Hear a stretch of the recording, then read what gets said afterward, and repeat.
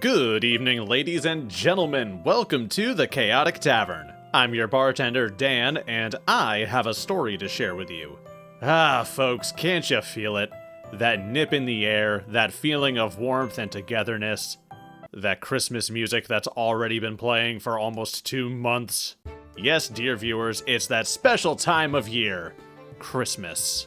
You know, one of my favorite things about Christmas is the constant reminder of those you cherish. Not just family, but friends as well. The people who help you make it through the day-to-day stuff with your sanity intact.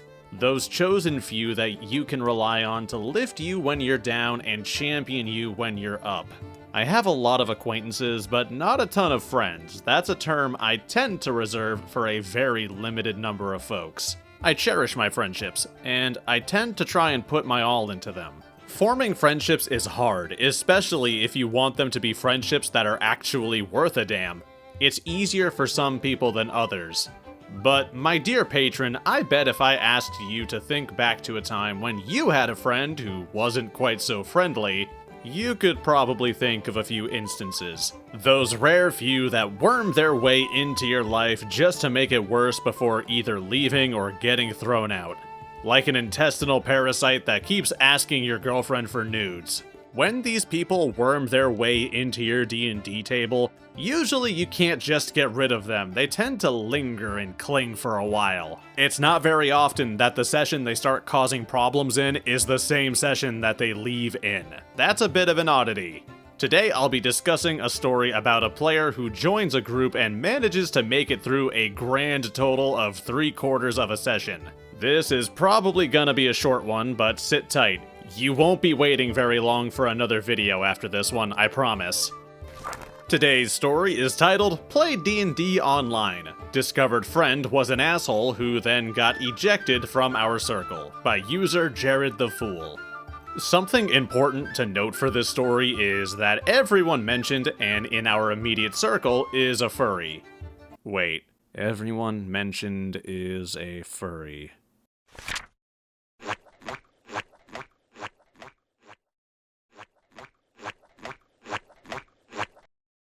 That's better.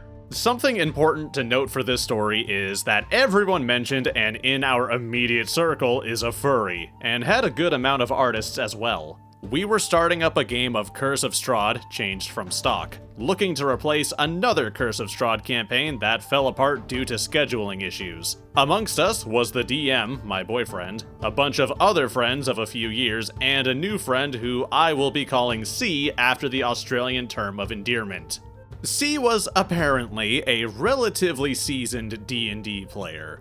We had talked a little in the coming days and shared some stuff about unrelated stories, and overall, he seemed alright. After a while, campaign finally set in, and we finally got in the house. My character, Necromancy Wizard, ended up having to butt heads with C's character, Vengeance Paladin, due to the latter's hatred of necromancy, but all things considered, that remained relatively in character. He also butted heads with another PC, Undying Warlock, and began ordering him around.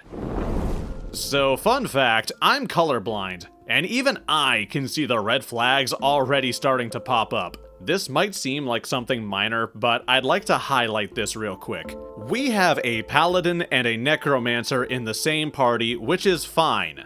And logically, they're probably going to be at odds with one another. However, it's a little concerning to me that we're in the opening act of this campaign, and the paladin is already picking fights with one person while pushing another around. In a vacuum or in certain group dynamics, this might not be the worst thing, but if I'm reading this correctly, Paladin here isn't a close friend or someone who has close ties to the party. He's a good acquaintance, which means behavior like this can be pretty off-putting. Again, this might seem like something minor, and we're still pretty early into the story, but this is something I really need to talk about. I've been that guy. I've been that jerk in the group who tries to tell people what they should be doing during a session. It wasn't because I thought my friends weren't smart enough to make their own choices or their own calls. It was because I had untreated ADHD, and anytime someone took more than a second to do something, I started getting antsy. And sadly, I didn't know what a nuisance I was being. Luckily, I had friends who were kind enough to let me know I was being, kind of an asshat.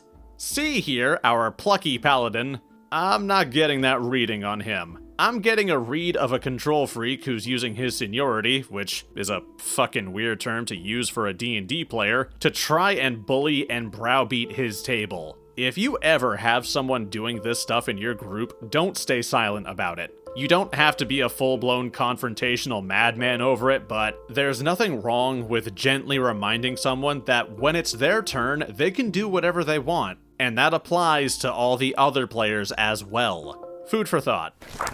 While most, if not all of us, had already been in a campaign before, I will admit that by a certain point, all of us, myself included, were infuriating the DM by investigating most things and looking to roll investigation/perception/arcana for them, even inconsequential items and occurrences. Either way, we trudged along. We'd been in 2 combat encounters before we finally got to the third and final one for the introduction area. And during them, most of us, jokingly, said they favored certain characters given how much damage they were dealing. Unbeknownst to all of us, this may have gotten under C's skin. Midway through the final fight, C left the Discord without any announcement. The DM began to overthink this and break down, believing the campaign was a bust. After he had calmed down, he revealed that C was shit-talking all of the other players for being new compared to his experience, and stated he doesn't want to play with players like that, leaving us to kill his character and continue on without him. Also revealing that he didn't like us metagaming by saying, "Oh my god, my character likes you because you hit most of the shots," C's words, not ours.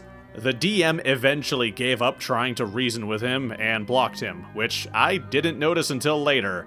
And C eventually contacted me asking if I was going to block him too. I, not realizing what sort of man he was being, just said that him leaving without warning was jarring, but ultimately it doesn't necessarily make him a bad person in my eyes. To be fair, it was everything else that he did that made him a dickwad. The day after he left, he suddenly disappeared from the rest of our circle. As it turns out, he was complaining to the guy who brought him into the circle, and suddenly revealed that the sole reason for joining the server was to get free art. And so, he went to complain in other circles that we couldn't care less about, especially since we got someone to replace his character, played by a guy who was in the old Curse of Strahd campaign too. So, all was good once again.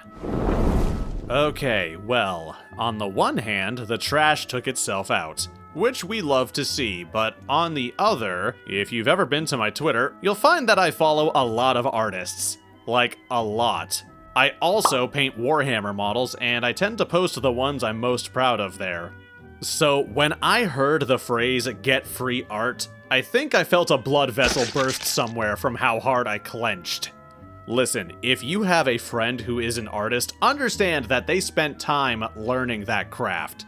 Understand that they took time out of their lives to learn a skill that takes commitment and effort. By trying to weasel free artwork from them, you're not just asking them for a drawing. You're telling them that the thing they learned how to do is really cool, but also not that important to you. It's only impressive insofar as it can benefit you and not them. It would be like befriending a tradesman and then calling him up while he's off the clock or on vacation, God help him, to come fix the wiring in your house. And as a little treat, he can have all the pink insulation he can eat. With regards to the metagaming thing, see, your friends have eyes. They have vision balls in their face holes that let them observe things, you daft dizzy dickhead. Someone saying that they like a character because they put in the most work in a scrap makes complete sense in character. Not that it matters, because I'm fairly certain that this was mostly meant to be an out-of-character remark.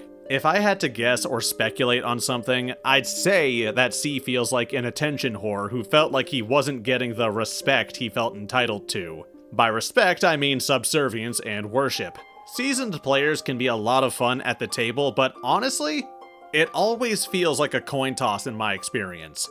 Half are awesome and can provide a lot of stories and insight to their group, but the other half? The other half are salty old grognards who want to push around the youngins so they can roleplay a version of themselves that isn't a pathetic 48-year-old virgin. But what do you think, dear listener? What do you think crawled up C's ass and died? Let me know down in the comments below. A huge thanks to everyone for watching. If you enjoyed what you saw here, be sure to subscribe for more content. You can also find my main channel in the description. I'd also like to give an even bigger thanks to my supporters on Patreon. You guys are a massive help, and I can't show my appreciation for you enough. I'll see you all next time for another round in the Chaotic Tavern.